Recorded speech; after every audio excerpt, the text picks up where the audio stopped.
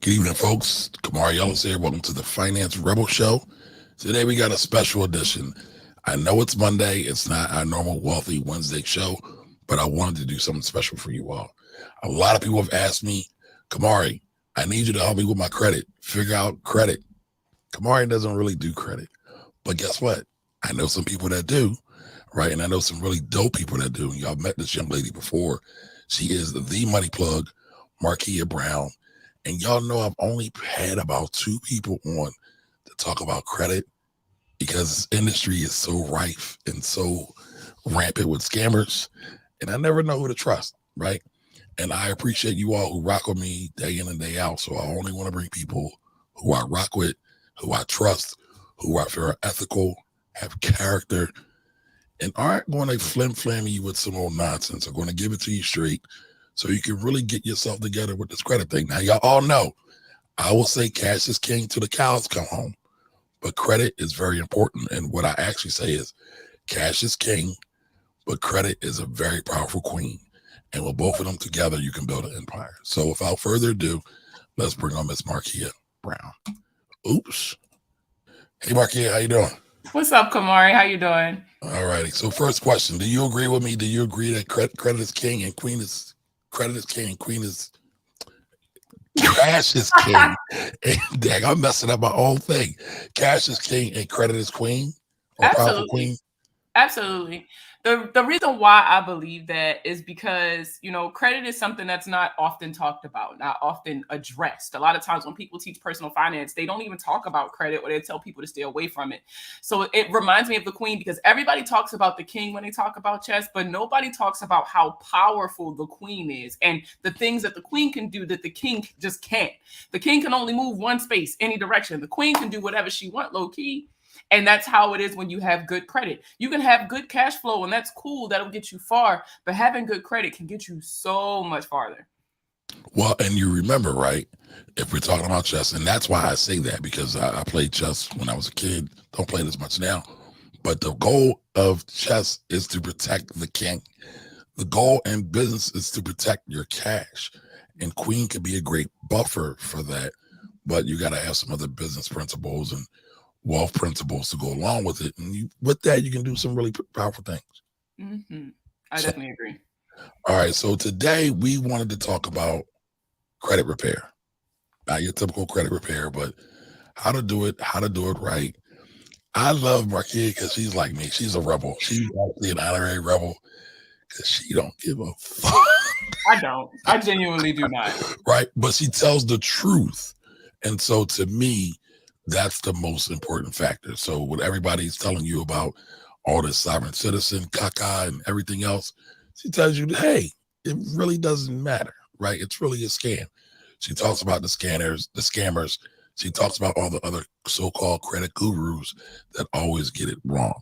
So that's why I can truly, truly appreciate Markia. I found a little big sister because she's actually taller than me. It's so funny because when I meet people in person, they be like, I did not know you were that tall. I get that a whole lot. Right. But again, at the end of the day, it's about doing the right thing. So somebody's jacked up, right? They have like negative credit score, 0 credit score, negative 500 credit score. What's the first thing they should do? The first thing you're going to have to do is pull your credit report. A lot of people be like, but I use Credit Karma. That's not the same. First of all, Credit Karma is only checking 2 credit bureaus. There's 3 of them. And not all 3 of them aren't going to report the exact same information. So you want to really see what these people saying about me because you can't clear up your reputation if you have no idea what these people even saying about you. So if you go to annualcreditreport.com, every week, I believe until the end of this year, you can get a free copy of your credit report from each credit bureau for free. You don't got to pay nobody. You don't have to have a subscription. You just pull your credit reports and you look at them, go through them, make sure your name's spelled correctly, your address is right, your employer is correct, any accounts that you see. Make sure you remember where these accounts came from. And if you don't remember them, highlight them because that could be causing an issue on your credit profile. The first step is always you got to look like, first of all, what's the problem? Where's the fire? Right? You don't have a low credit score for nothing. So what is the reason for that low credit score? And the only way you're going to figure that out is by pulling your credit report. So you pull your credit report, right? You look and see if everything that's on your credit report is accurate. You said, try to remember. I know I don't remember a lot of stuff on my credit report. I'll be like, where did that come from? When did I do that? But what to do next, right? Because let's say, because I always see people talk about the deletion letters and stuff like that. Did you try to delete stuff, challenge stuff? No. So listen. So first of all, let's start there. Everybody has this misconception that credit repair is the act of just deleting stuff from your credit report, and that's not true. Credit repair is repairing of your credit. When you repair a house, do you take everything out the house and be like, all right, I'm finished? No, you fix it up. You make it better than what it was when you got it. So it's not always removing stuff from your credit report. It could be cleaning up your addresses, just because maybe your credit file is merged with someone else's. If you're a junior or like something, the third, the fourth, the fifth, it is highly likely that you could end up with a merged credit file. That could be the thing that's holding you back. It could be that you have poor payment history, but instead of removing the account, you could just add some more accounts to your credit profile that have some positive reporting history, or ask for forgiveness from the company. What people fail to realize is that when you just go removing everything off your credit report, you're hurting yourself, not helping yourself, especially if you have what's known as a thin credit file, or if you don't have that many accounts.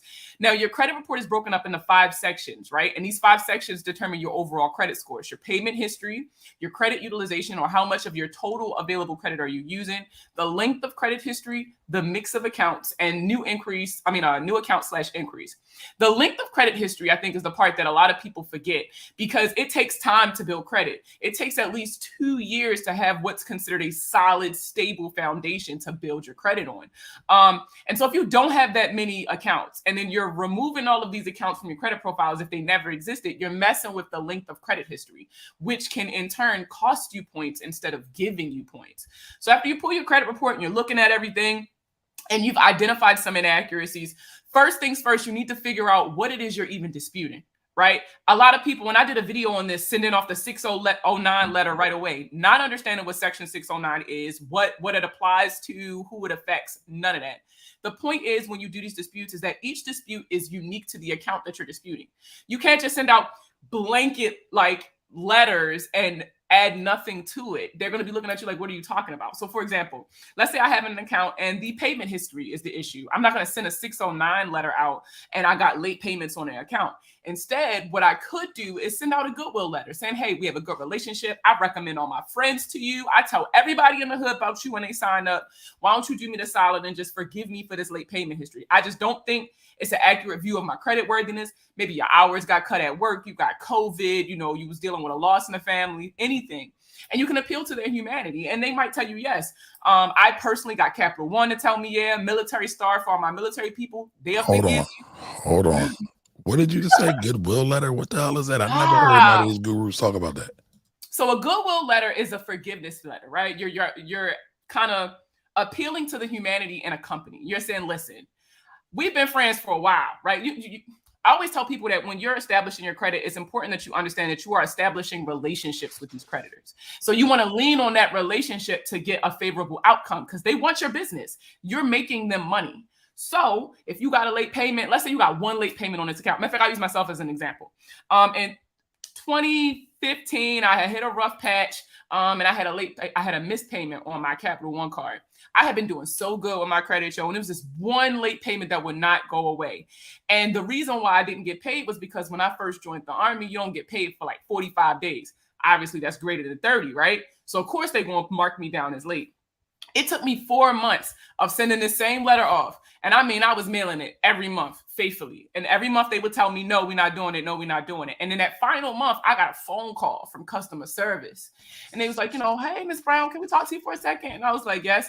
She was like, we noticed, we took a look at your letter. We took a look at your account. And based on the relationship that we have, I think this is something that we can do, like a one-time thing. You don't have to worry about anything. We'll take care of it on our end, and then we'll update it with the credit bureaus. But just know this is not something that we'll be able to do again. And they did it. They removed the late payment, and I went to 100% payment history for the account. No issues. I've seen military, like I said, I've seen military star do it a couple times. And the letter is simple. You don't have to use a template. You literally just rely on the relationship that you have with them. So you can say, listen, I've been a customer with Capital One since 2013. I've had bank accounts, credit cards. I've used my referral code like it's nothing. Like, I'm bringing y'all business. I'm telling everybody about y'all. Like, I'm just asking for you to forgive me. We all make mistakes. We're all human. I didn't mean to be late. I've never been late since. So clearly I've learned my lesson. Like, can you just forgive me for this one late payment? And then if they tell you yeah, they tell you yeah. So is that something that's just for military? Because you were in No, military? no, no. I use Military Star as an example, just because I literally had a conversation about it earlier. But no, it's for anybody. Now, but you see how it was unique to my situation. I Right. didn't just put, I want you to, I'm sorry, forgive me, right? You got to put a little bit of you in these letters. They're starting to realize with the rise of TikTok that these templates are a hot commodity, but people don't really know what they're sending. So a lot of people, when you send in like dispute letters to TransUnion, for example, they started sending out what we call stall letters, saying, hey, we got this letter, but we've been seeing this letter come from a lot of people and we don't think it's you, so we're not going to take it serious. Then a lot of people will get discouraged, be like, I'm not dealing with this, I'm done with it. If you start personalizing your letters, adding a little bit of you in it, talk about, your story, let them see who you are instead of just looking at your account numbers. A lot of times they'll do this for you. Okay. So you don't have to write a template. You don't need a template or have to buy a template. You can just simply say, hey, such and such credit card company, I've been a customer of yours for the last yada, yada, yada. I fell on some hard times and I missed a payment or two.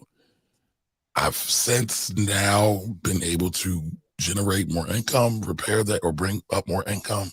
Can you please forgive these payments? Or can I send you payments to make good for that? Or what else do you have to do? You just say, can you please forgive me for the late payments that's reported on my account? Like, that's it. And then that's it. Some people do it over the phone. I'm one of them people where I love going to court, but when you go to court, I can't take my phone with me. So I like doing stuff, emails and letters, but it is possible to ask over the phone, in a chat, if you're chatting with somebody, whatever makes you comfortable. But if they go ahead and agree to do it, you always want to get that agreement in writing. Remember, anything that you get in writing, text, whatever it is, from an authorized agent of a company is considered a legally binding contract. So if these people tell you they'll forgive your late payment and report that to the credit bureaus, then they legally have to abide by that agreement. Okay. All right. So, man, we're starting off with the fire. I got to give you the horns for that. That was fire. But all right. So, first things first, pull your credit report, right? See anything janky, awry, wrong, incorrect, potentially file a dispute or reach out to the company, correct? Am I tracking? Am I following you? Now, I always say when you start the dispute process, you want to eliminate all possibilities, right? So the first step when you dispute, as far as who you would send your letters to, is always the credit bureaus. And the reason why I say you start there is because what people don't realize is that it's a credit bureau's job to verify, not validate. So a lot of people will be like, oh, I sent all these letters to the credit bureaus and it didn't work. That's because you misunderstood their role in the credit reporting process. The credit bureaus just report whatever it is somebody say to them. It's like playing telephone. A company whispered in their ear about you, so now they telling everybody what the company said. So the first step you want to do is make sure that the credit bureaus are reporting exactly what was said. You can do something called a bureau reinvestigation letter. Super simple. You just say, to whom it may concern, I recently pulled a copy of my credit report and I'm noticing some inaccuracies reporting in regards to the following accounts. And you'll list all the accounts or whatever it is on your credit report that you have an issue with. And you send it off to the credit bureaus. What they're going to do is they're going to go back to each of those companies and say, yo, just so y'all tracking, this girl said y'all lying on her. And then they're going to be like, what y'all saying? You'll get a letter in the mail, or if you got an online account, they'll notify you, and some stuff will either be verified, updated, or deleted. Verified just means that they asked the company, did y'all mean to say this? And the company was like, yes. Updated means they made a change based on the new information that they received from the company. And obviously deleted means that they took it off your credit. Now, once you clear the credit bureaus and you've kind of absolved them of any responsibilities for the debt, that's when you start getting into the nitty gritty of like, what kind of dispute letters should you be sending? What order should you be sending them in? Really understanding consumer laws and policies and things like that. But you really just want to cross the credit bureaus off your list first, because sometimes the inaccuracies that you're seeing is a result of somebody fat fingering something in the system. And that's not even what the company said about you. Okay. All right. So we got the letter, we got the report, we got the letters. We're looking at it for accuracy. We're looking to see what our credit profile is looking like, if it's a thin file or not. You said that instead of trying to challenge these old accounts. Maybe we want to add some new ones. Yes. So with payment history, for those of you who have like charge-offs or if you have a lot of collections, something that could help is adding positive reporting history. Now, I'm not telling you go out and open no credit cards. I'm about to put y'all on game, right? So there's these things called alternative data. Hold on, put us on game. That means to get your pen and pencil. All right, I got mine. Go ahead. When you have late payments on your credit report, because this information is not, it's not like a dollar amount that can be fact checked or something like that. All they got to do is say, here's the proof of when we got your payment. Here's the receipt, and boom, you stuck with it, right? But what you also have to realize is that that's 35% of your credit score. It's harder to dispute late payments, so you have to find a way around it. It's not going to remove the late payment, but the older a late payment is, the less of an effect it has on your score. However, if you don't add new information since the late payment, that late payment is all they got to judge you by. So you want to make sure that you're opening up new accounts consistently, showing positive history to show people like, yeah, I got a pass, but I'm changed. I'm different. I'm delivered, right? You want to show them that you made a change. And so you want to look into something known as alternative data accounts. So usually is that like being like a reborn virgin? Yeah. Oh, okay. Right. Literally, it's just like that. It's just like that. And it's funny because like there are specific banks who are, we call them second chance lenders. Like Capital One is my favorite. You can mess up with Capital One. They charge your credit card off, send it to collections. About a month or two later, they'll start sending you emails like, hey, you're pre-approved for a Capital One card. And it's really cool because then you can open up another account with them, since you've made a change. But there are alternative data accounts such as rent reporting, which is you can report your rent payments to the credit bureaus as payment history.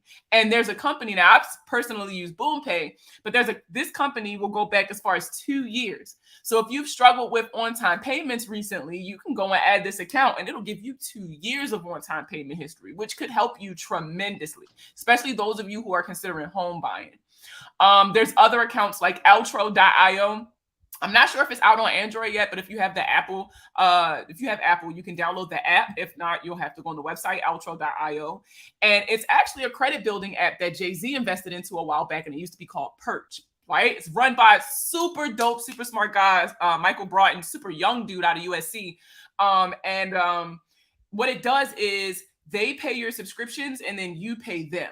And they report your payments to them as on-time payment history to the credit bureaus. So technically, you're not spending too much more than what you were already spending to pay your bill, and you're actually getting it reported to the credit bureaus. There's all kinds of accounts that you can open up like that.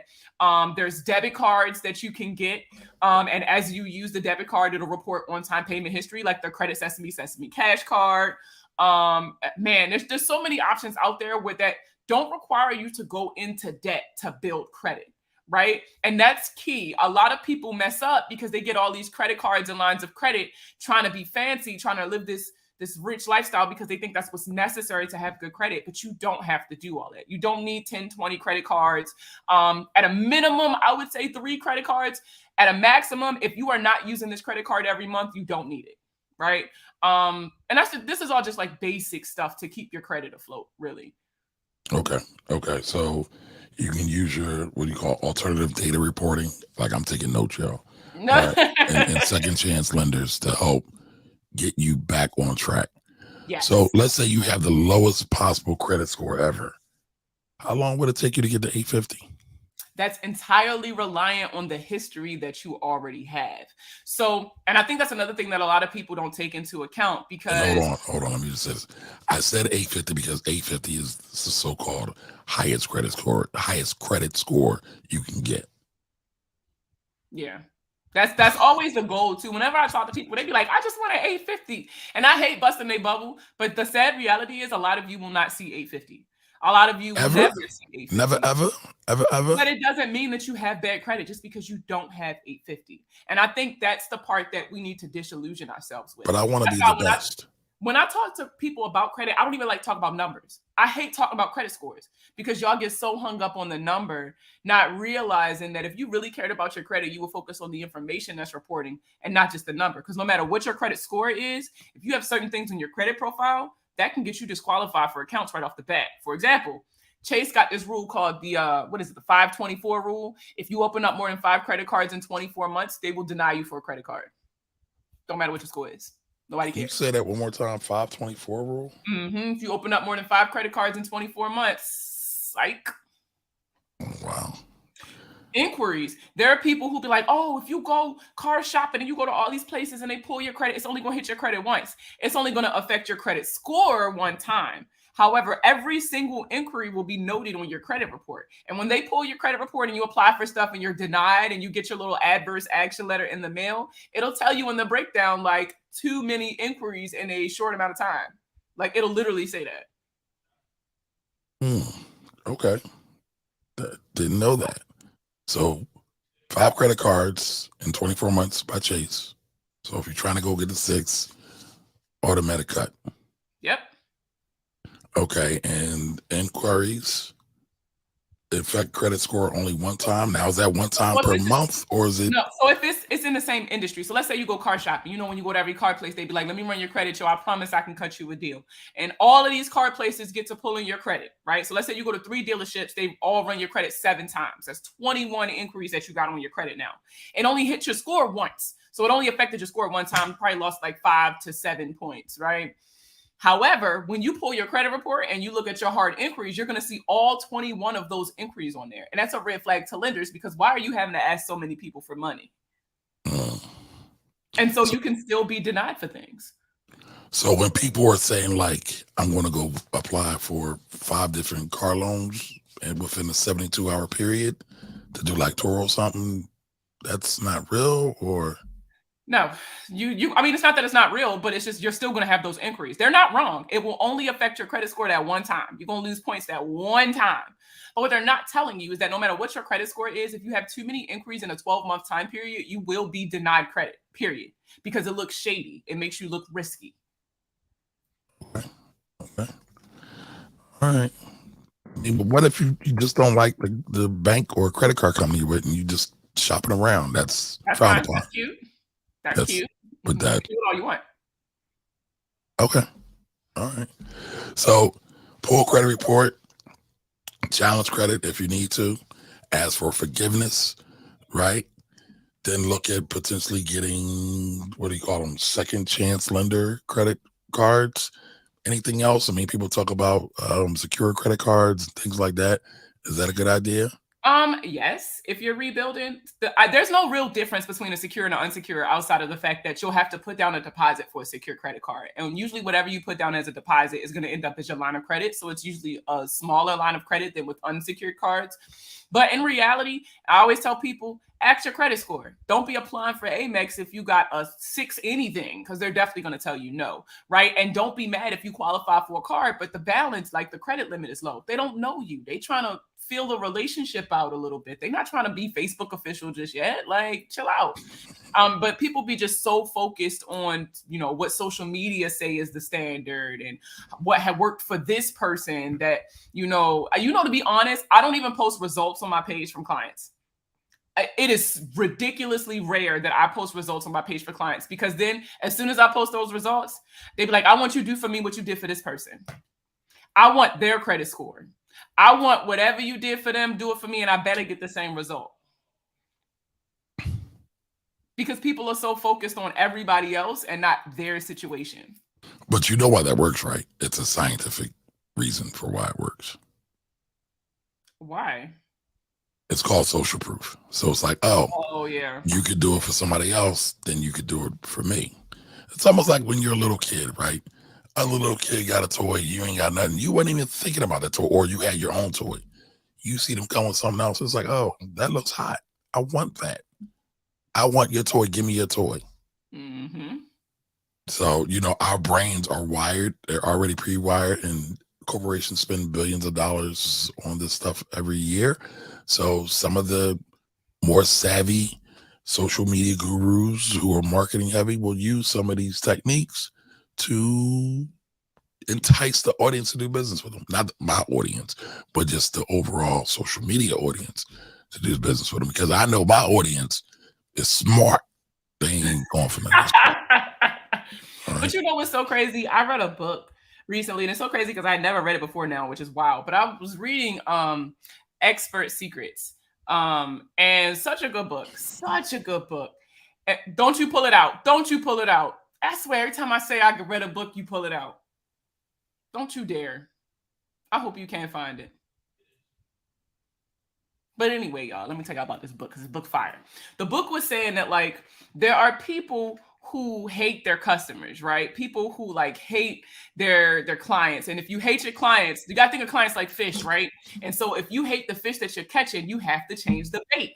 And so my thing was I was getting all these people in the beginning who was like, I just want you to delete everything. I want you to take everything off my credit. I want this score, this score, this score. And I realized like I'm getting business, but this isn't the business that I want. These aren't the people that I want. I want people Yep. who are willing to learn. I'm talking when we on a meeting, you should have pen and paper. Facts. I want you to ask me questions. I want you to send me emails, send me TikToks and ask me, is this real? When we have our check-ins every month and you say, well, I heard or such and such said, let's talk about it, right? I don't want people who just think they can throw money at a problem and solve it. And so that was when I adjusted my social media strategy. I stopped posting results. I'm strictly education. With like, we can go back and forth all day about the processes, the policies, procedures, the laws, whatever you need to show you that I know what I'm talking about. And then if you want to see results when we sit down for an onboarding or something like that, we can talk then. But I've got tired of attracting those fish, man. Them fish wasn't good. I mean, I get it, but I don't know if you didn't acknowledge it. I saw. I'm gonna get you one of these days. One day I'm gonna recommend a book and you're not gonna have it. Listen, that's easy. I haven't read everything. I have not. I just believe in being learned. That's all. And I try my best. I don't get to everything. There's a lot of popular books that I just haven't had the chance to get to, but I've got to a lot of them now. And honestly, this isn't even on my books. Like I've lost some. We got a flood not too long ago. My water heater broke. Kibosh like a lot of my books that I had on the floor, so they got messed up between moves and things like that. But I'm a nerd. Like I'm a late blooming nerd, and I'm proud of it. So that's all. Listen, shout out to Kindle Unlimited because I'm pretty sure my husband was finna put me out the way I was bringing books in here, bro. I live in Barnes and Noble. I used to live in Barnes and Noble as well. All right, so listen, if anybody has any questions, go ahead and throw them in the chat. I'm going to star them, which will remind me to bring them back up.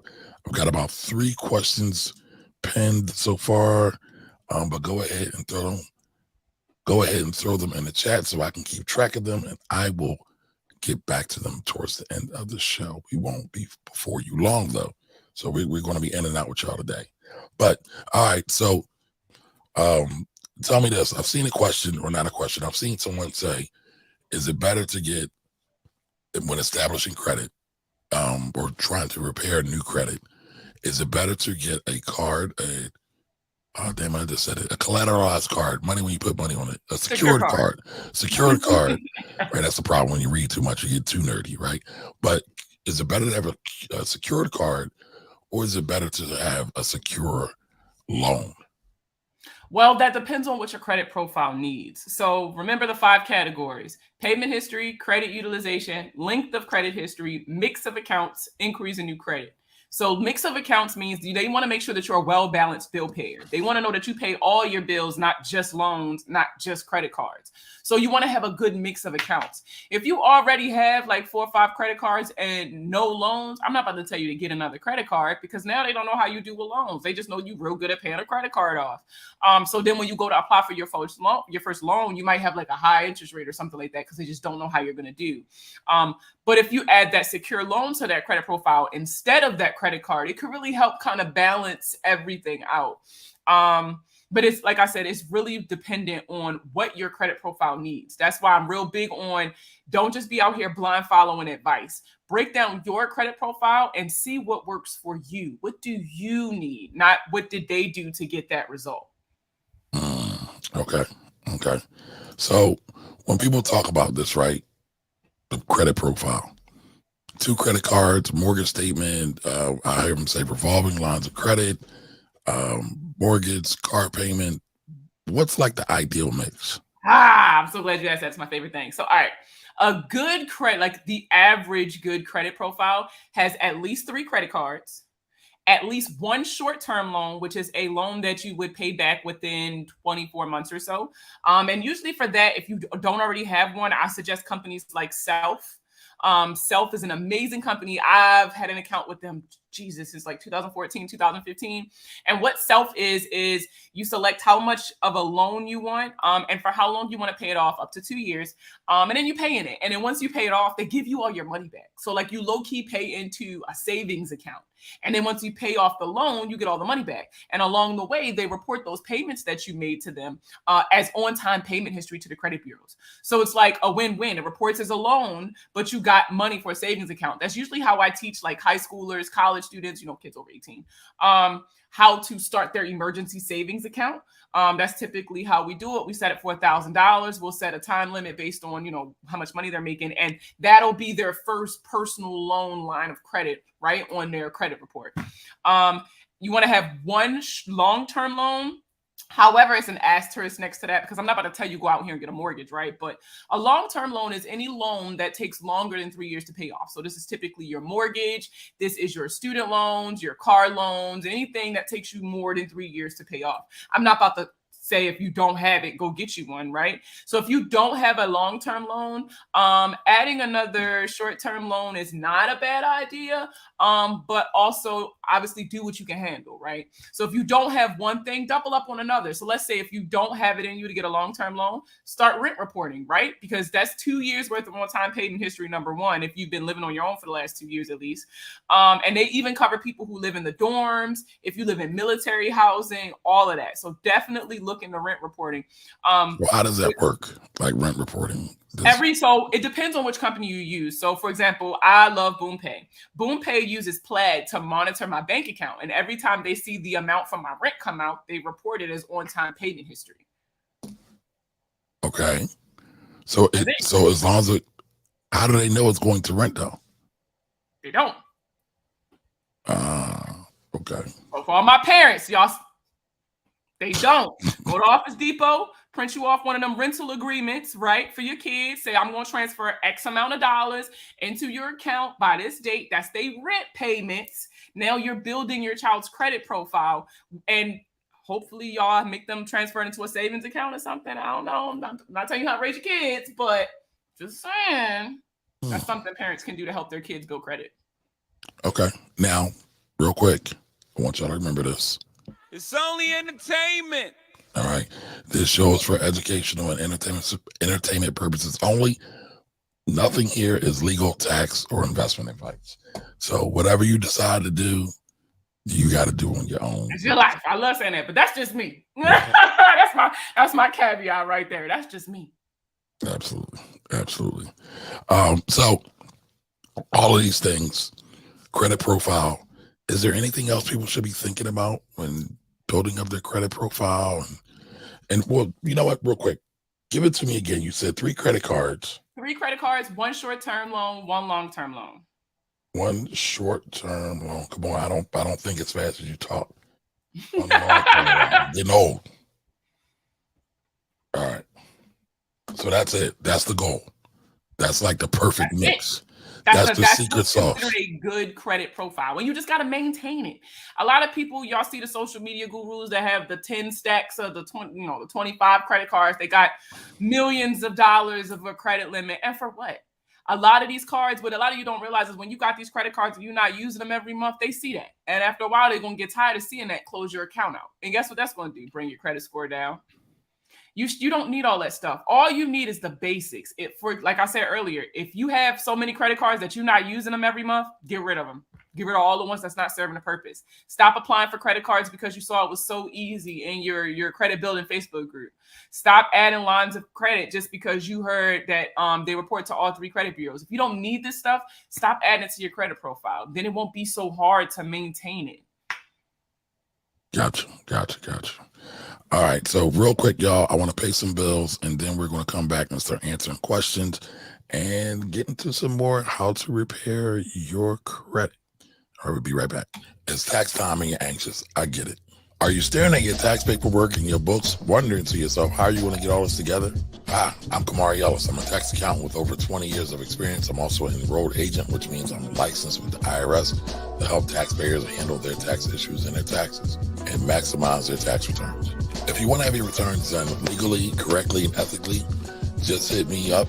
click the link in the bio or go to www.easytaxseason.com and I'll be more than happy to help you out. All right, it's tax season, y'all, so make sure y'all get y'all stuff together, get it to a professional, not somebody in a back alleyway or in a gas station parking lot that's doing your taxes. Make sure they're done right. All right, so we're talking all things credit, how to get your credit right, how to get to that 850 credit score. You still didn't tell me how long it's going to take. That's like the illustrious thing. Now, I'm only harping on this because, quick story time real quick. I have a client, makes a good amount of money. He's a firefighter, so he does well. He currently has a 750 credit score. He called me one day and says, "Come on, I want to get that 850." And he was like stressed out. How can I get to an 850 credit score? I said, "You have a 750 already. You can get top tiered stuff all you want. You have good income." Because the other thing people never talk about is that you need income to go along with a good credit score. Right now, I'm not the credit guru. Y'all know I stay in my lane. That's why I bring Markia on. She is the expert, right? She is the expert on this, but I know a little something just because I've been around for a long time. You can have an 850 credit score and you can have zero income. You ain't getting nothing. So that's that there. That's a bar. But this client was like really freaked out. He was like, "I want to get the 850. Like Markia said, everybody asked about that. And that's the only reason why I'm asking it, because I know it's on the hearts and minds of people and maybe on some of your hearts and minds that are listening tonight. So I just want to talk about that because, again, if you're like 700 plus, you're probably getting some of the best offers out there, more than likely. Correct me if I'm wrong, Markia. No, you're absolutely right. You're absolutely right. You're getting some of the best interest rates that are out there to offer. And so the 850, what benefit does the 850 have, if any? It look cute. That's it. It look cute. I'm gonna be disgustingly honest with y'all right now. Okay, disgustingly honest. Brace yourself, everybody. Once you have a 750, you won the game. Anything outside of that is a side quest. After that, you just working on what less than 1% interest rate. Like, I mean, at that point, it's just cosmetic, right? That's what a lot of us say. After 750, it's purely cosmetic. You just want to look a specific way. Am I going to sit here and say, don't aspire towards an 850? Absolutely not. But once you hit 750, stop stressing yourself out about what your credit score is. Stop worrying about, oh, but I need this. Oh, but no, you won. The game is over. You got the trophy, right? After that, you're just doing side quests. You're wasting your time. You don't have to. Like 750, you're already getting the top everything. Like, look, somebody was like, I was happy with a 780, interest rates under 2%. Like, you really don't need an 850. That's just something that was one of those bait words, right? Like generational wealth, right? Or financial literacy, right? Those are those bait words that they use to lure you guys in. It's not even the highest your credit score can be. You want me to be disgustingly honest, but that's a whole nother conversation. But wait, stop. What do you mean by that? The 850 is the highest? How high can we go? How high can you go? So now I'm about to really shock y'all mind and tell y'all there's more than one credit score. So it depends on what credit scoring model you're looking at, because in some situations you can go as high as 900. Okay, so we have the 3 credit bureaus. I guess I should have asked that question first, right? So what are the 3 credit bureaus?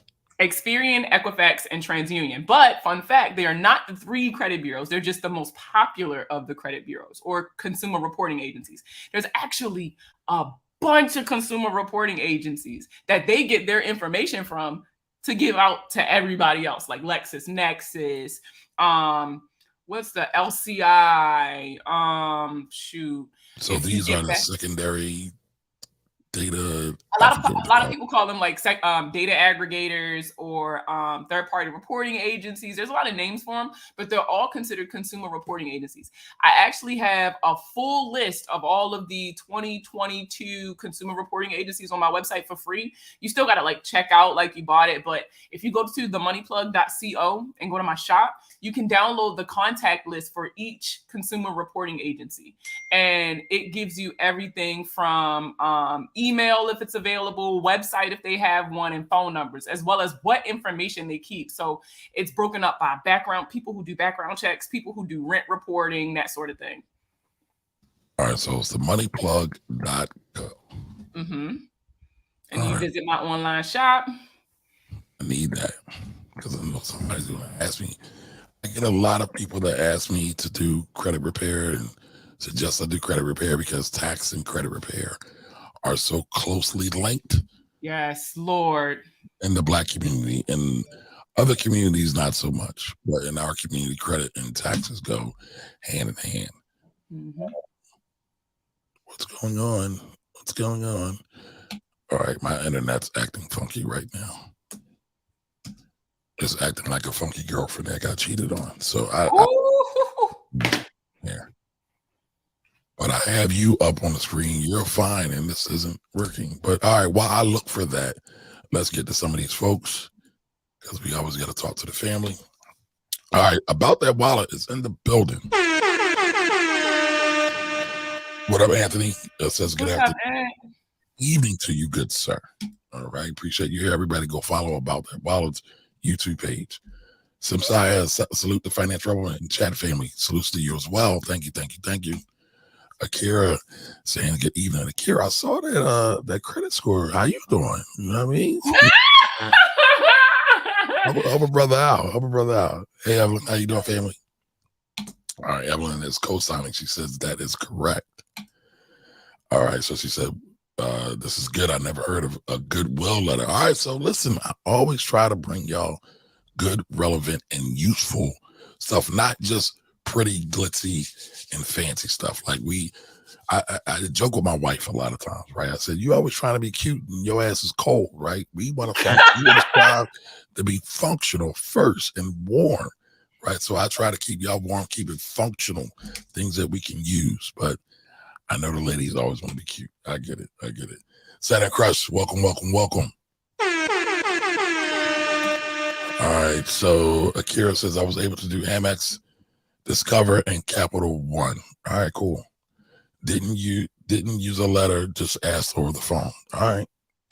We got living proof here. How long does it take? All right, so let's start the question because this is one of the ones that are starred. How long does it take for a negative report to be removed? So if you have confirmation from the company that it's going to come off, then usually in that confirmation, it will legally say that you have to give them 45 days, 30 to 45 days for it to reflect on your credit report. Because one, they have to change their system. Then they have to report to the credit bureaus, and the credit bureaus have to change their system. And then they have to report it. So usually what I tell people is that in your dispute process, at some point, make sure that you request, when you request the deletion, you also request an updated copy of your credit report to be mailed to you once the change has been made. All right. Because legally, all right, let's talk about that for a second too. There's something in the Fair Credit Reporting Act known as the Fair and Accurate Credit Transactions Act, or FACTA. This is where a lot of the identity theft and stuff comes from, like protections. One of those being, how like legally you're authorized to get one free credit report a year and something like that until like COVID happened and they loosened up the reins a little bit. But another stipulation is that anytime a change is made, you can request an updated copy of your credit report now that the change has been made, and you don't have to pay for it. All right. All right. Let's see. All right. So real quick, I want to pivot just for a hot second. I finally got the website up, but y'all not going to believe why the website did not come up. Why? Because I misspelled the words. I'm dead. Listen, the one thing you can say about me is I might mess something up, but I'm honest. I'll tell you the truth. All right, so we got a whole assortment of things. The thing you were talking about was the free list. Wow, these prices are like dope because I always tell people, there you go right there. The Consumer Financial Protections Bureau 2022 complete CRA list, and it's completely free. All right, I'm gonna get that, y'all. Don't tell nobody though. But to be honest, and this is one of the things that I love about.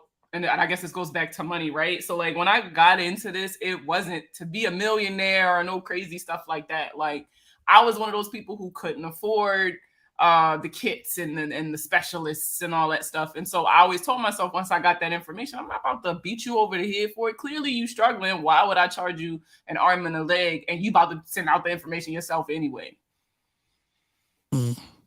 I mean, I get it. I have some of that too with me, but I'm also learning that people pay for what they see value in. And so folks, won't pay me, but will pay the IRS first. But I'm the one that got them out the IRS jam in the first place.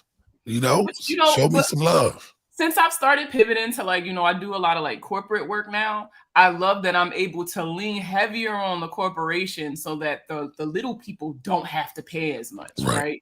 And that's one thing that that has definitely, that's one opportunity that I'm really glad that I was able to jump in on this early in my career so that I could do it like this. When she says this early in her career, she's a pup, y'all. She's a baby.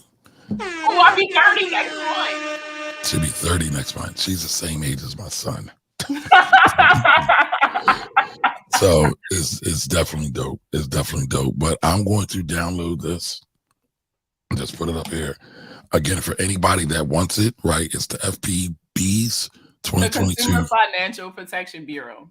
Got it. The Consumer Say it again. Consumer Financial Protection Bureau. 2022 complete CRA contact list. Now, what does CRA mean again? Credit reporting agencies. Credit reporting agencies. So I'm going to download mine. And what can a person do with this?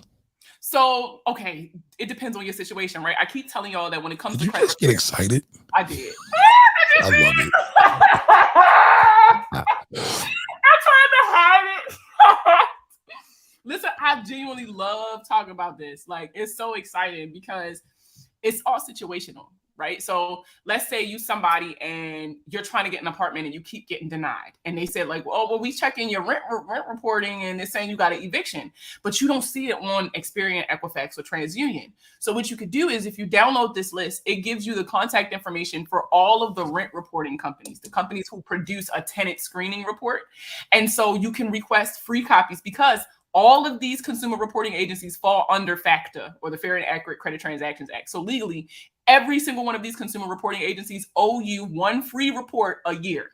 So you can request a free report from each one of these tenant screening services to see exactly what they're saying about you to other like rental people.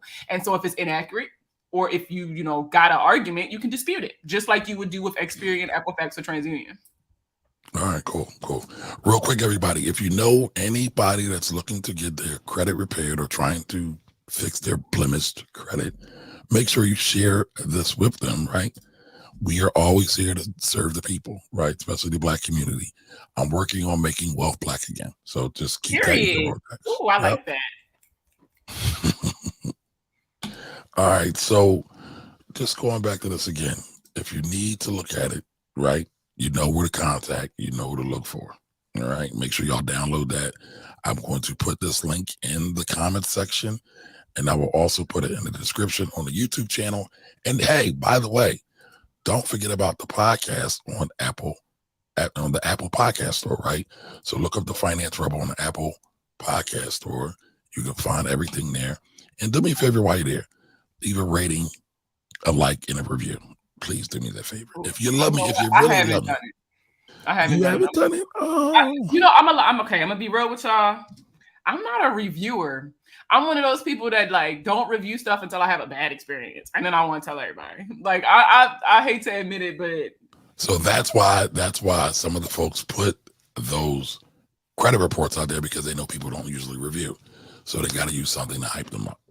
So I'm not going to do that. Though. I'm not. I'm gonna start putting reviews. You inspired me. I have to. All right. Well, we'll make it a whole campaign for all of us.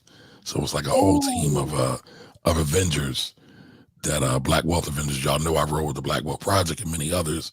I went out and recruited some more people who are really about that life and helping folks. Again, the Finance Rebel is always trying to recruit other rebels. All right. So let's get back. I know we have some more questions in the chat. Feel free to ask any more questions. Go ahead and throw them in the chat. Do it now. Don't tally. Don't be late. Don't lollygag, because we're going to get to you. All right. So let me. Saturn Crush. All right. So Evelyn was the last one. And so I think this one was connected. Jigga 1017, I'm coming to you. Ooh. So Evelyn also asks, how long does those inquiries stay on your file? So they affect your score for 1 year, but they stay on your credit report for 2. So they affect your credit score for 1 year, But it's there in your credit report for 2. So isn't it really 2 years? Yes. However, remember how we talked about like, oh, if you get an inquiry, you lose a couple points, right? Whenever you get a hard inquiry, you lose a couple points. So essentially, once that inquiry falls off, you get those points back. So after that first year, you'll get those points back, and the inquiry is just listed so that people can see who you asked for money in the past. But Okay. after 2 years, it falls off completely. Okay. All right.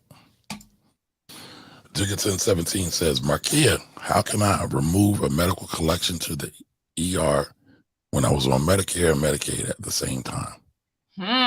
Okay, so first things first, you're going to want to get any paperwork from when you were in the hospital. This is another one of those situational cases, right? Any paperwork that you have from when you were in the hospital. You also want to get proof that you had insurance at that time. What you're going to do is you're going to take that proof of insurance and you're going to try to submit it to whoever the ER is running their payments through.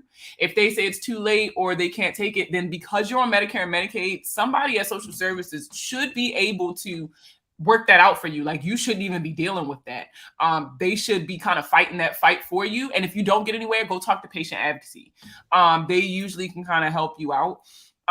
But it's interesting that you bring up medical collections because there's been a lot of changes since July of last year to how medical debt reports to the credit bureaus. And I've talked about it a little bit, and you've probably seen a couple other people doing like these super clickbaity videos about it. But how it works is like, there were 3 changes that was made to how medical debt reports. Number 1, instead of waiting 6 months, they now wait a year before they start reporting to the credit bureaus. The other change was that medical debt that's, I believe, $500 and under, or under $500, will no longer report to the credit bureaus. It started in January, so they're kind of rolling that out slowly. So you may not see that on your credit report yet. But the third change is that any paid medical debt automatically comes off your credit report, period. Soon as you pay, they need to be entering the information to remove the account. And so if it's a medical collection that you can afford to pay out of pocket until this situation is resolved and then Medicare and Medicaid kick you your money back, then you can go ahead and pay it and then the collection will just disappear. Otherwise, you're going to have to go through social services to get this particular collection paid. Okay. Okay. All righty. Dickinson 17, let us know if that helps you out. And we are, boom. At what age should a person start establishing credit? Ooh, so my parents and my parents to be, or even like really good aunties and uncles with good credit, I typically say the earlier the better, right? But it also depends on how you're trying to help them build credit. So like most accounts will allow you to add an authorized user to a credit card as young as like 13, right? But sometimes they'll even let you go even younger, or sometimes they'll require you to be older. So it really just depends on what kind of account you're trying to add them to. The earlier the better. Authorized user, not opening accounts in their names. That's not the same thing. We're not trying to commit fraud. Okay, right? So, and you also want to make sure the only way being an authorized user works out for someone else is if you have good payment history and low credit utilization. So if you're somebody who racks on your credit card, do not add nobody on as an authorized user. You're going to hurt them because usually this is the only credit card they have or the highest balanced credit card they have. And if you always have high balances, you're going to maximize their credit utilization, which is going to cost them points. And then make sure, obviously, you're paying on time every month, because when you're late, it's going to reflect on their credit too. So wait a minute. Wait. You mean to tell me negative reporting can impact authorized user? Yes. Oh my God. So the whole point of being an authorized user is to borrow the history associated with the account to include the payment history. So the difference between like an authorized user and a joint user is like, God forbid, let's say guy A, lady B, right? Guy A dies. If she's just an authorized user, they're not going to pursue her for the account, right? Because she has no financial responsibility to pay it back. She's just somebody who's borrowing the line of credit. His estate will handle that. But if she was a joint account user, right, then she would now be responsible for the account since he was gone. Does that make sense? Yep. One has a legal obligation. The other one just is able to go along. Just gets the history. That's it. Right. Okay. Now, does it really matter? Like, I always see everybody talking about getting credit for their children. Mm-hmm. But I wonder, do children really need credit? Because children are children. And what I mean by that is they're going to mess something up at some point or have a high probability of doing that.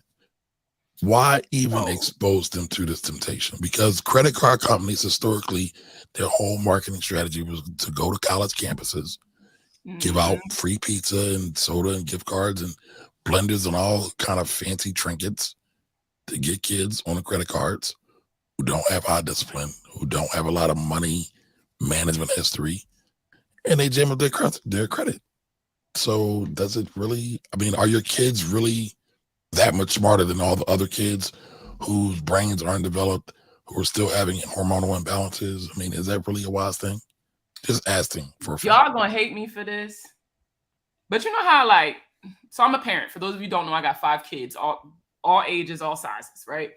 And you know your kids, right? You know which kid's gonna be the troublemaker. You know which kid is gonna be the one you up at the school every week, right? You know which kid is gonna be the mouthy one. And the same thing goes with finance, right? If you are exposing your children early and often to personal finance, to like decisions and, you know, budgeting and like if you're exposing your children early on to that, when they get older, it's muscle memory. It's not going to be a learning, like something they have to learn or something, because they've already made those mistakes. You get what I'm saying? When they were younger. Now, mistakes are also a part of being human. So you got to, sometimes a hard head makes a soft bottom. So they're going to make mistakes. You can't protect them from that. But what you can do is give them the tools and the resources necessary to make educated decisions. You get what I'm saying? So like sometimes this is literally just making sure they got all the pieces on the board, all their ducks in a row. What they do with that is on them. But you also know your children. So if you know that your child is not financially responsible, you know, then you would have a tighter leash on them when it came to something like this. You would take your time with them financially because you want them to be involved in that process. And it just might take a little extra loving to get them there. But I've always been against the whole going to college campuses and offering these kids who don't have meal plans or used up their whole meal plans pizza in exchange for their you know, life. Like literally these mistakes follow you forever, it feels like. So I was always against that. I think that's a horrible marketing tactic. And I definitely think it's something that colleges need to fight back against. Stop allowing these things to happen. But at the same time, as parents, we have to make sure that our children are well equipped to deal with situations like that. You get what I'm saying? But can they really develop muscle memory when they're not really footing the bills, not their money? So then that goes into the ups and downs. How are you teaching your kids about this? That's what it boils down to. So like me, so I'm homeschooling my kids, right? We tried public school this year and it just didn't work. So we're back homeschooling. And so for us, I'm a real big like lead by example person. So we do a lot of exercises and projects. And I guess you could call them like little science experiments, but like social experiments kind of thing. So like, it's all about, you know, I guess it's the military in me, but train like you fight. So my kids want something, they saving their money to buy it. They got Apple Pay. They can buy their stuff.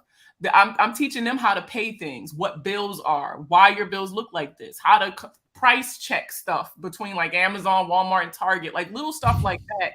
And then as they get older, we kind of compound on those basics that we learned until I feel like they're at a point where they can handle something like this. You know, that's why I love those little kid debit cards that they have out now. Shout out to Goal Setter, which is an app that I absolutely love because even though, yeah, it does come with like, you can get a little card or something for your kids, but it also teaches financial literacy on the back end.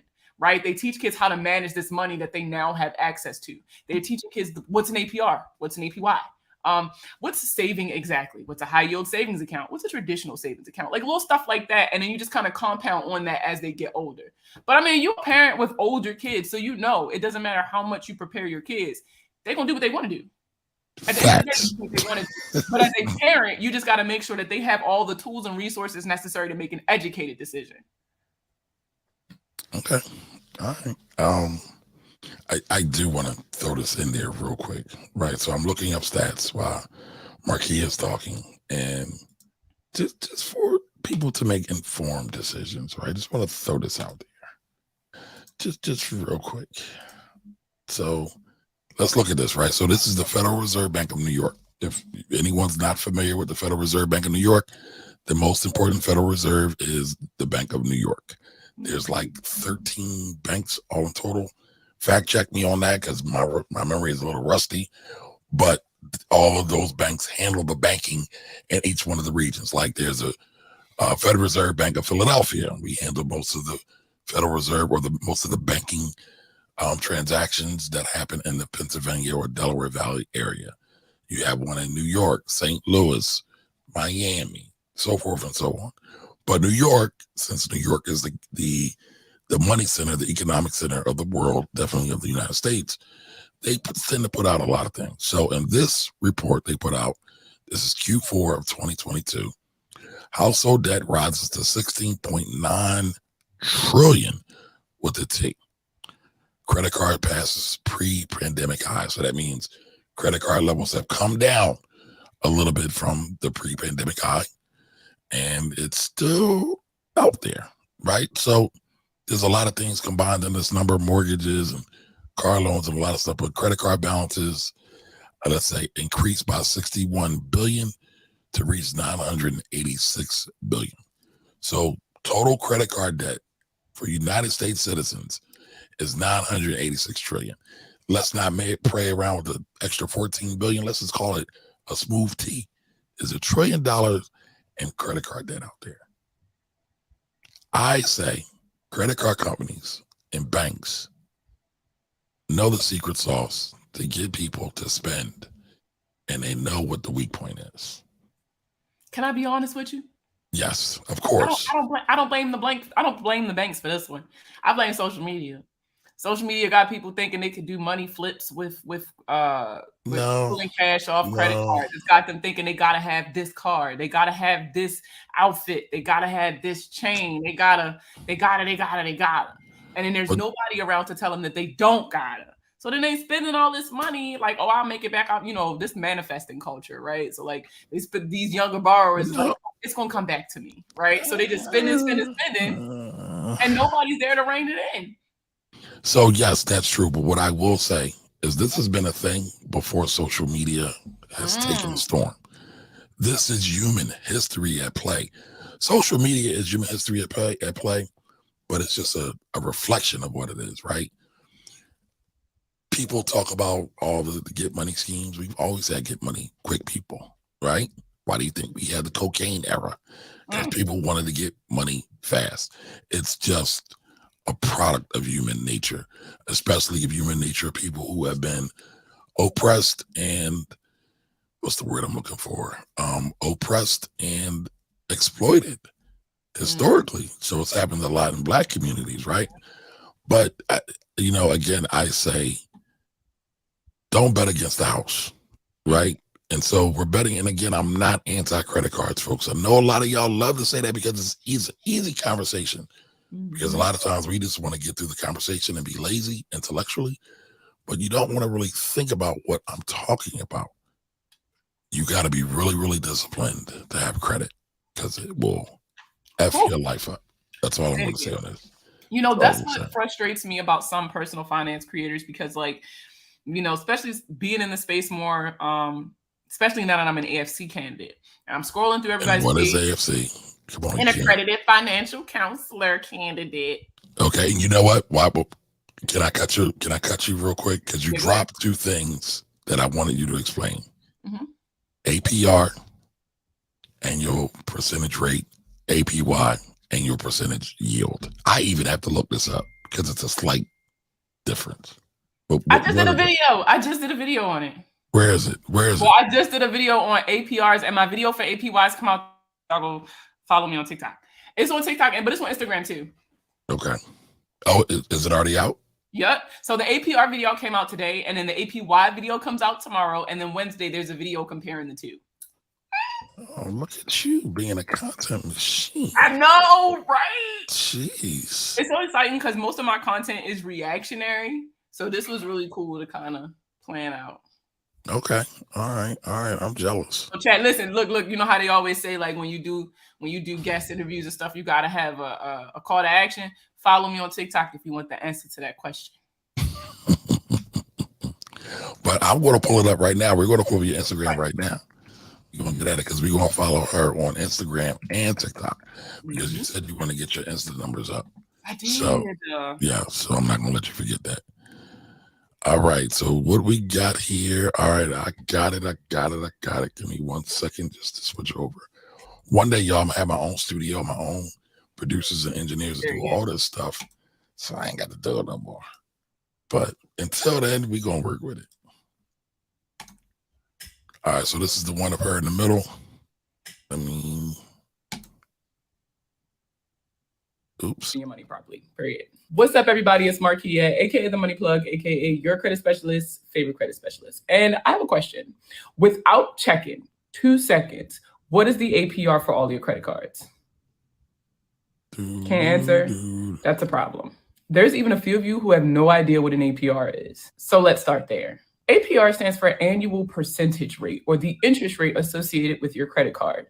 When you got your credit card in the mail, however many years ago, it should have came with a bunch of paperwork. One of the first papers you'll see is a chart, and at the top it has these big percentages in bold.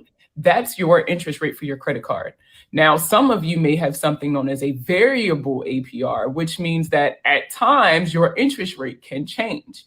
If you have a variable interest rate, then I'm pretty sure right now you're feeling the pain, because every time the Fed raises interest rates, the interest rates on your credit cards go up. Now, you're only charged this interest rate if you carry over a balance to the following month. So if you're not paying your credit cards off at the end of every month, you're paying interest on the purchases you did make. Think of it like a charge of convenience. You're giving the credit card company money as like a thank you gift for them allowing you to make the purchase when you did without having to have all the money available for it right away. Now, I know what you're thinking.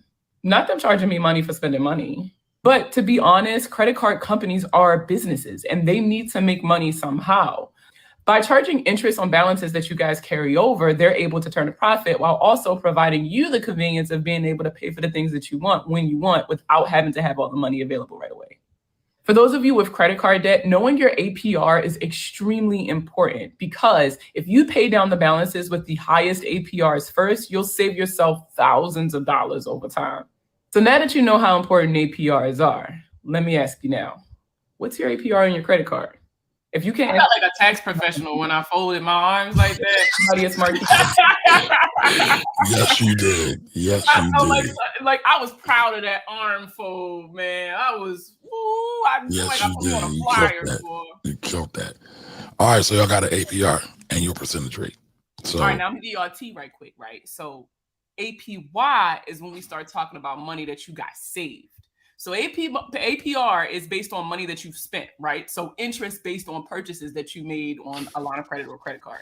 APY is interest that you get on money that you save. If you guys follow me on social media, especially on Instagram, I've been talking to you guys a lot about Marcus because it's referral season. Marcus by Goldman Sachs is an online savings bank, and they have high yield savings account. And right now, so like a traditional savings account with Bank of America, you get like what, 0.03% interest or something like that. But with Marcus right now, because I got my referral bonus, shout out to whoever it was that used my link. But my interest rate on my savings account is 4.75. That's unheard of. Like, so that's how you maintain the difference. Now, the video I'm going to post tomorrow is going to go in a lot more detail, but that's the basics. APR is based on money that you've already spent. APY is based off money that you're saving. There we go. Gotta get the horns for that. That was super duper fire. All right, so let's get to the rest of these questions. Give me 1 second. Gotta reorient. All right, Akira says, all right, she was happy with the 780. That's right, Akira. How you doing? That's what you was talking about when you said you saw her credit score. Yeah, that's my brother-in-law. He has a 900. Wow. Well, tell your brother-in-law I said what's up.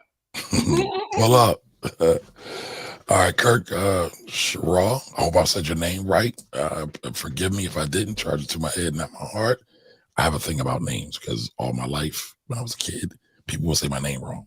I've been Camaro, Camaro. Really? Yes.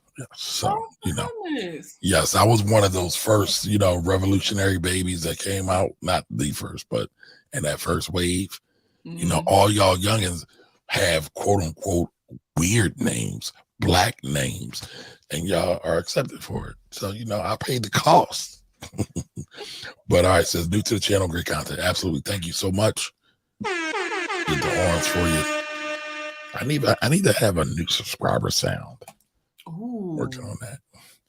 All right, Jigga 1017 said, would you suggest to build credit for someone who was on SSDI with documented income of 1,100 to obtain a card for emergencies, credit repair, gas, and groceries? I'm gonna shake the table a little bit, but you should not be using credit cards for emergencies. I know that's how a lot of us are taught, but hear me out, right? So an emergency implies that you don't have the money to pay for whatever it is that came up, right? That unexpected expense. And so why would you put it on a credit card where the whole point of the credit card is to pay that money back before they start charging you interest, right? So like if I don't even know when I'm going to have the money for something, I'm not about to put it on my credit card because then that puts me at risk for not being able to pay that off in time. Or it's going to end up costing me even more money that I already didn't have to completely pay this balance off. So for those of you who are unaware, prior to me doing this, I was retired and on fixed income. I'm 100% disabled through the Department of Veteran Affairs. And so you can Google how much I make a month. So being on a fixed income requires that you be a little bit creative with your budget, including how I saved money. Your emergency fund should be for emergencies. Now, if something drastic happens and you just your emergency fund just can't handle that, that's something different and you would seek other options. But credit cards are, in all actuality, the whole point of a credit card was to replace the debit card. It's to encourage people to use them, not your debit. That's why credit cards offer a lot more protection when it comes to like identity theft and stuff like that. And that's why they also offer things like points and cash back and stuff like that to incentivize the spending on the credit cards. So things like that you always spend money on, groceries, gas. With the right credit card, you can come out on top because you can get cash back for the purchase you was already going to make anyway. Or you can get points for a trip or something later down the road for something you were already going to do anyway. So if you are on a fixed income, I highly suggest first that you build your emergency savings account based off of your expenses. You should have at least 3 months worth of savings in your emergency savings. And you can start with $5, $50, $500. But as long as you kind of like add to it over time, that's a good thing. But I highly suggest that you start saving before you open a credit card and don't rely on it for emergencies. Now, with that situation, it's a person on SSDI, right? Excuse me, Social Security Disability Income, right? And that was why they had the limit. Are they able to get credit? Yes, you can get credit on fixed income. You can buy a house on fixed income. Okay, so the Social Security Disability Income now. Yes, it's not. Okay, all yes, right. You can buy a house. Yeah, but you're only allowed to have a certain level of money in the bank. I want to say it's $2,500. I don't know what the asset level. You don't need $100 million credit card. 1 or 2 will suffice, right? And let's say you go secure credit card all the way. You can have a $200 credit card and another $200 credit card. And, but credit is a necessity no matter where you are or what stage you're in life. It determines more than your ability to go into a bank and get a loan, right? It determines things like car insurance, where you live, right? Because certain neighborhoods, you ain't living there if you don't have a certain credit score. So, you have to have some kind of credit. Even if somebody just puts you on as an authorized user on their credit card and let you ride their coattails and you don't actually have a card, you need credit. Everybody don't have a rich auntie or uncle that can make them authorized user on their credit. That's where these alternative data accounts come in, like rent reporting, right? You already spending that money anyway to pay your rent. You better be spending that money already to pay your rent. So then you can use these accounts to support the spending you're already doing and using that to report it to the credit bureaus. Now you brought up something that made me think about something. A lot of people are in credit card debt because they don't have any savings or an emergency fund. And I talk about that a lot. Now, I know the industry standard is that people should have 3 months, 6 months in expenses. Y'all know here on the Finance Rebel Show, I recommend that you strive to get, don't be scared, 1 year's of income and savings because you'll be able to deal with any catastrophes that come through. Now, if y'all been rocking with me for a minute, I was saying this before the pandemic. Mm-hmm. And the logic was it normally takes 1 year or 9 months to get a new job once you're laid off, right? Then the pandemic came, and we're still in it. Technically, I know it's supposed to end. Right. So how long were things shut down? How long were people out of work? People had some opportunities, but there were also some people that were displaced. what would your life look like if you had a year's worth of income and savings? And again, that's the goal. That's not where we're looking to be tomorrow. As Markia said, $5 a day, $5 tomorrow. You To be get a honest, I raise, hate put that even saying extra the in. 3 month. I hate even saying the 3 month thing because, like, people I get mean, it so gives people a goal. intimidated. It gives people a goal. They need a Yeah, goal. but sometimes people get intimidated because they be like, I'm living paycheck to paycheck. I can't even afford to save for next month. So I'm definitely not gonna be able to afford to save for a year. So I'm just not gonna do it, right? It automatically dissuades them from doing it. But you are absolutely right. Y'all should have at least a year, like, and this is post-COVID talking, right? Because I was all about job security and blah, blah, blah before then. Post-COVID, if it didn't teach you nothing else, it taught you that your job is not as secure as you thought it was. That's a Nothing fact. is as secure as you thought it was. These tech layoffs that's just been happening, it's people who have been working for these companies, directors, vice presidents, down to grunts, lost their jobs. No warning, no nothing. You need to have at least a year's worth of income saved to cover all of your expenses and to technically Your you could lifestyle. maintain your standard of living, but obviously you won't want to scale back if you get laid off. But You should. You should. but But like, a lot of people don't. you guys, listen, y'all be so worried about credit cards. And then when I ask you how much money do y'all got saved, you tell me none. You don't even have an investment account, like a retirement account, IRA. Like that's dangerous. I'm not saying you can't get a credit card until you have these things, dude, but this gotta be on your to-do list. Like Like, your major to-do list. yeah, like again, you should not be dependent on somebody else's money in case of an emergency. You need to have your own money in case of emergency. And so Marquis is right that number does intimidate a lot of people, but I always tell a story about how spirit change saved my life. I was a single father. I had my son.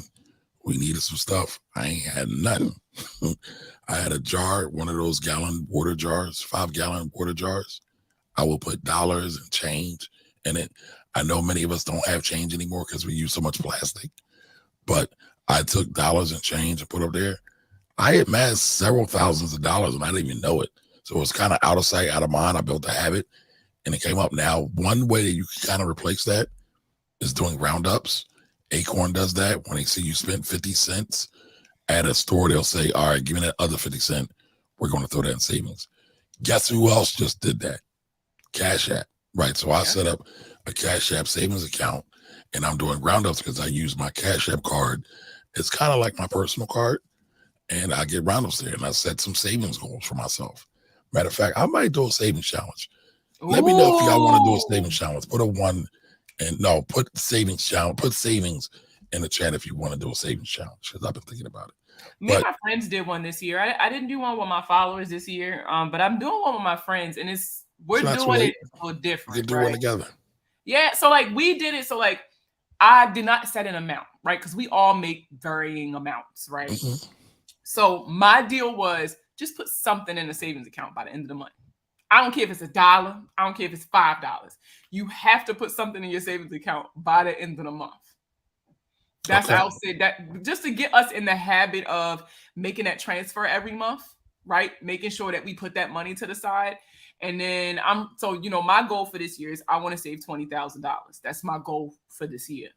And so no, for real, because but and so the biggest part of that is getting in the habit of saving. Like you said, it became muscle memory at one point because you were so used to taking that change out of your pocket.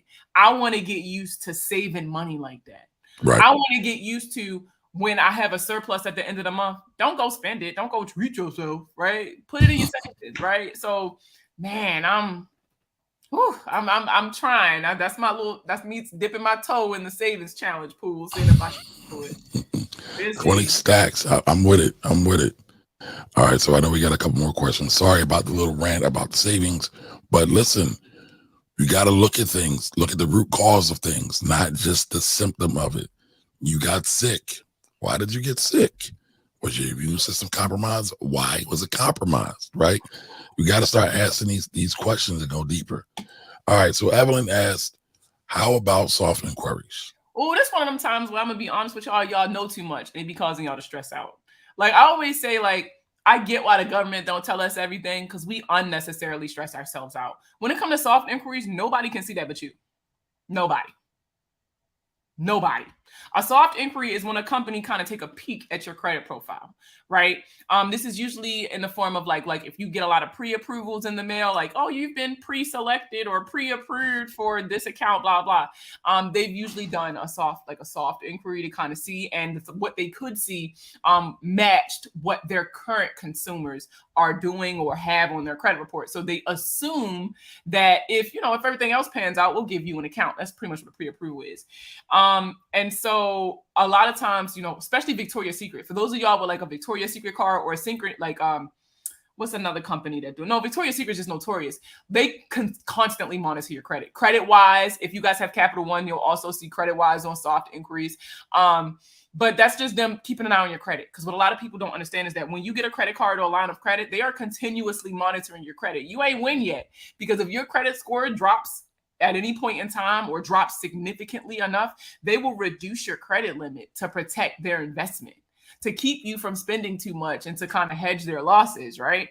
And so they constantly monitor your credit score and your credit report to make sure that everything is still on the up and up. So that's pretty much what you see in your soft inquiries. But no, you don't gotta worry about it. It don't matter how many soft inquiries you have; they don't affect your credit score at all. Now, you can turn off pre-approvals by opting out of certain third-party agencies. And if you search on Google "opt out pre-screen," right? That's all you guys search on Google. Google "opt out pre-screen." It'll bring up a website, and you can opt out from a lot of those companies to stop getting those pre-approvals in the mail.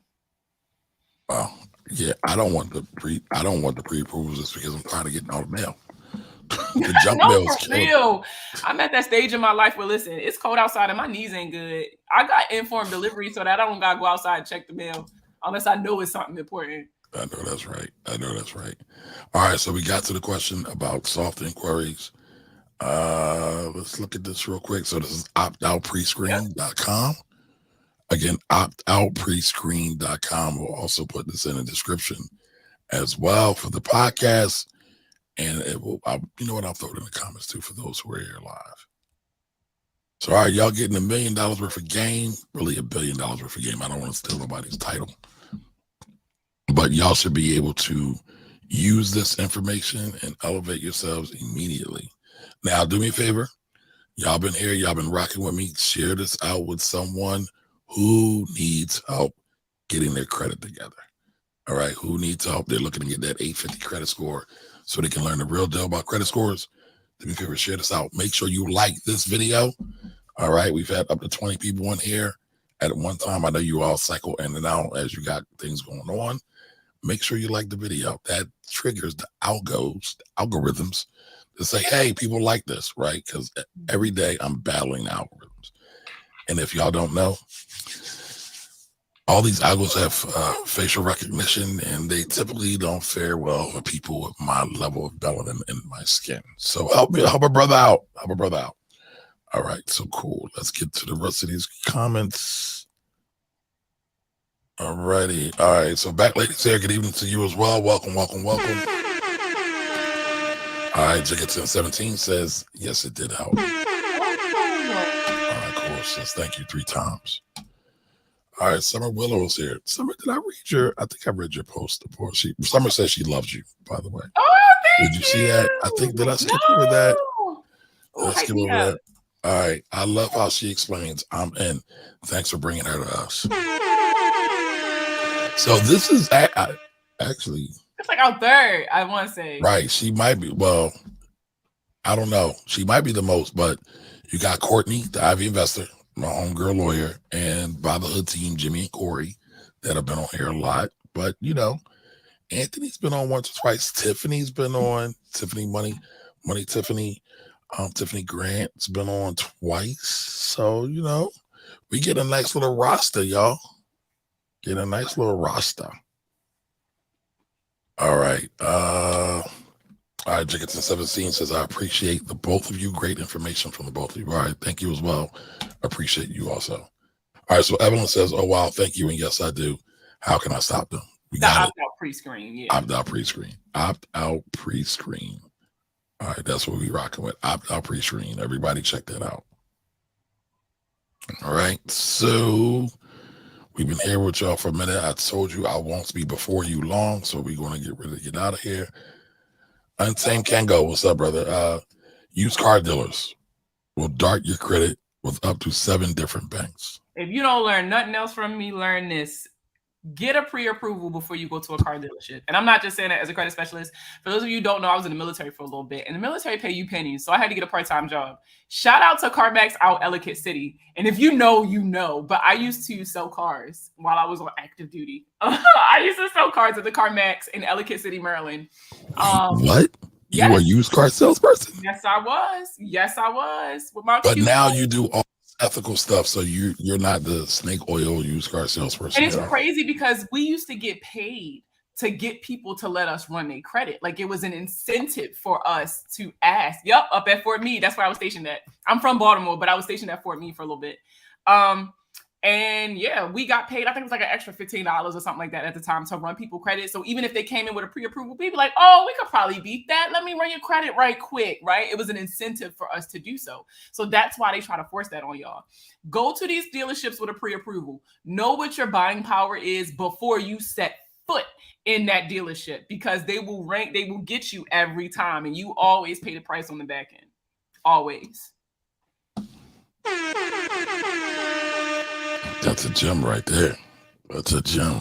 All right, so avoid used car dealer credit pulls at all costs. All right. Evan says, all right, this was great. Yes, great for you to be here. All right. Oh, Anthony, I missed your question. All righty. Don't want to upset the man, the GOAT, Anthony. All right. Gotta love variable APRs. I stopped thinking about APRs when I pay my bills on time. Okay. Marcus B is my HYSA. Yes! HYSA is high yield savings account. I didn't know they had referral. What? Yes, check your app. If you have the app, check your app, because it's definitely referral season. If you share your referral code and somebody signs up, you get an extra 1% for your APY. And is there a minimum to have a Marcus account? No. Okay. I opened it up with like $25. Okay, sweet money. Anthony asks, what are your top 3 credit cards? What are your top 3 go-to credit cards? I hate answering this because I'm gonna be honest with y'all. It depends on your spending. So for me, I have a very large family. I got 5 kids and my husband. So that's 7 of us total. So we spend a lot of money on food. So for me, any credit card that offers me some kind of discount, cashback, or extra points or something for eating out, and this includes DoorDash delivery as well as restaurants, that's always my first priority. My next priority is groceries. Any credit cards that offers me cashback or points for grocery shopping and gas. I do a lot of traveling, and I drive because I'm not very comfortable in airports, and so I try to drive as much as possible. So I spend a lot of money on gas. Shout out to LA because y'all was killing me last week. But so if I can get some of that cash back when I'm spending all that money on gas, that works for me. So it's not necessarily a brand of credit cards that I prefer.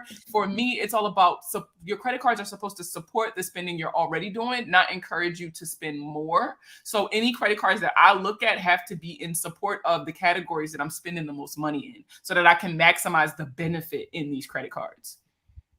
But do you have one? I mean, do you have a list? You got 3, or you don't? My 3 so it alternates based on what stages I'm in my life. So right now, my top 3 credit cards are my Amex, of course, because period. Shout out to the Stranger Things experience that I went to in LA last week. I got a free drink.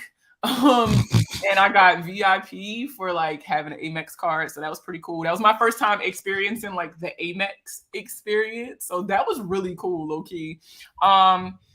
Let's see, Discover, right? The Discover It card. Shout out to Discover because they're everybody's first credit card.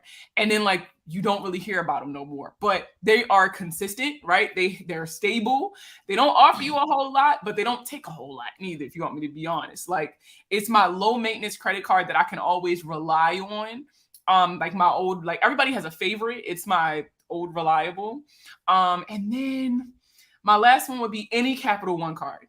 Capital One is without a doubt one of my favorite banks to have a relationship with, just because I've had a relationship with them for so long, and two, because they know that, you know, life's, and I make mistakes and they forgive me for that. So those are probably my top three: Amex, Discover, and Capital One.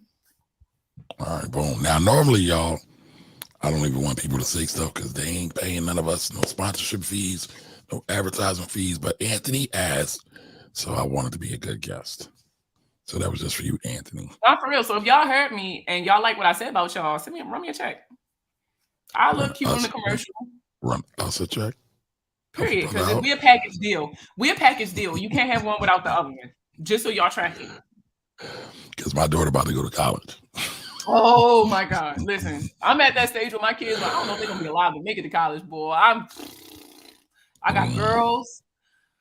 Whew. Now I see what my mother meant when she said it was hard raising me. Like, I see it. You appreciate it more. Listen, we can't appreciate our parents till we become parents. That's the sad part about parenthood, and a beautiful part about parenthood. For sure, right, I definitely have a better understanding. Yeah, all right, Anthony. Oh, $10. Okay, I have to look into that. I've been looking at I-bonds because they're still paying like almost 7% rate. Can't do more than $5,000 a year.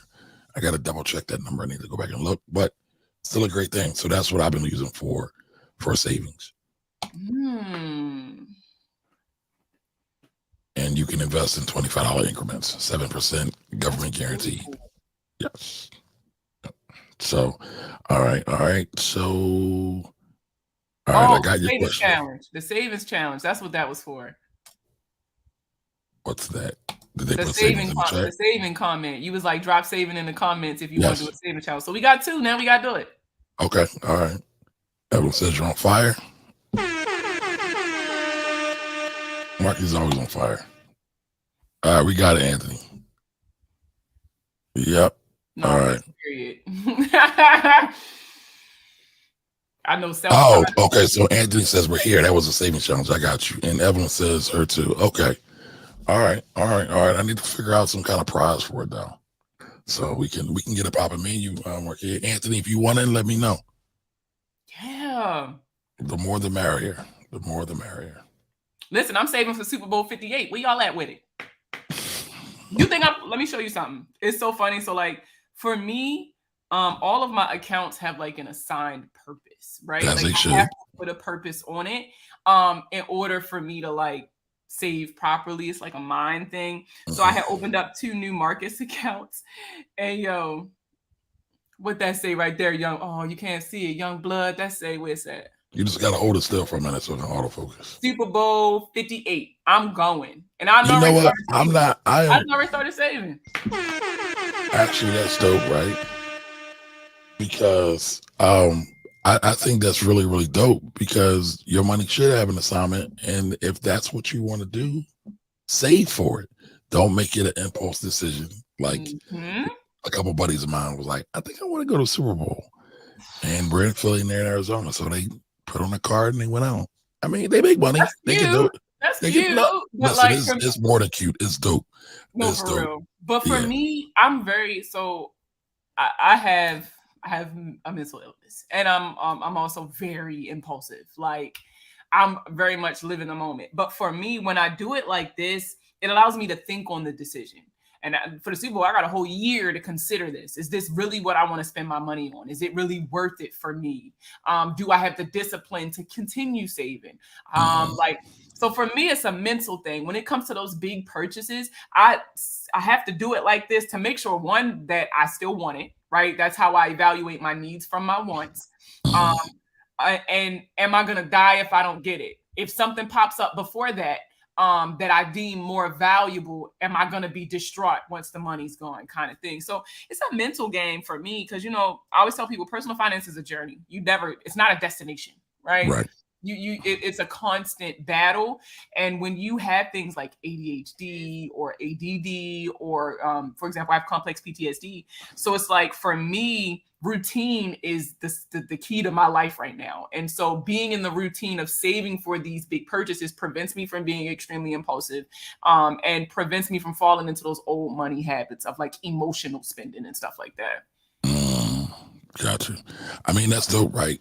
That's why I always like to have a preset of questions that I'm asking myself when I'm thinking about things, whether it's business decision, tax planning. Mhm. I think thinking and questions are a cheat code, and a lot of people undervalue thinking, right? So I've been talking a lot about all these tax strategies, right? People say, I want to get a G Wagon. I want to do this. I want to do that. So I always say there's roughly 3 questions you want to ask yourself before you implement any tax strategy, right? Number 1, can you afford it? Because all tax strategies are not equal, right? Is it right for you? All right. Number 2, does it fit with your overall vision, mission, and goals, your strategy, right? Where do you want to go in life? Is this a long-term thing or is it a short-term impulse, right? And then the last question I'll say, does it make tax sense? But in that order. And so if you have a kind of an order listing of questions, and you can do this for anything. For your husband, right? We about to have Mother's Day. Father's Day is coming right after that. We know Father's Day normally gets shorted, right? We get socks and ties. Ask yourself some questions. Will my husband, my father, my significant other, my loved one actually like this? Am I getting this question? Am I getting this gift for him or for me? I'm Right. be real with y'all. I'm gonna get this gift for me. I'm real heavy on whatever get my husband out of my face. Like real when you everybody be talking about But then that retirement. gift's not for you. That's for him because he's gonna like it. Okay, so it works out low key. No, but I'm but still, the sinner is supposed to be him. I'm advocating for the brothers right now. I ain't been wrong yet, ladies. Let me tell you something. I ain't been wrong yet. He got that PS5, didn't he? Boy, That I was ain't for here. him, though. He might have got out of your face, but that was for him. 1,000%. I bought that with myself in mind. I knew that I could get a month of peace once I bought But that. tell me this: do you play it? I got my own. Period. Right, and you got it for him. Yeah, Yes, that's what's called a secondary or latent benefit. But yes, the primary concern and thought was him. He ain't want no funky socks. You got him a PS5. Let me tell y'all something. Whatever's gonna get him out y'all face, ladies, trust me. So, that's with anything. If it's a car, right? Can I afford this car? What does it mean to afford a car? If the tires go out, the gas goes up. Say that again. Of replacing gas, can you do it? I see people get BMWs all the time and then they complain about changing the tires and getting the brakes done.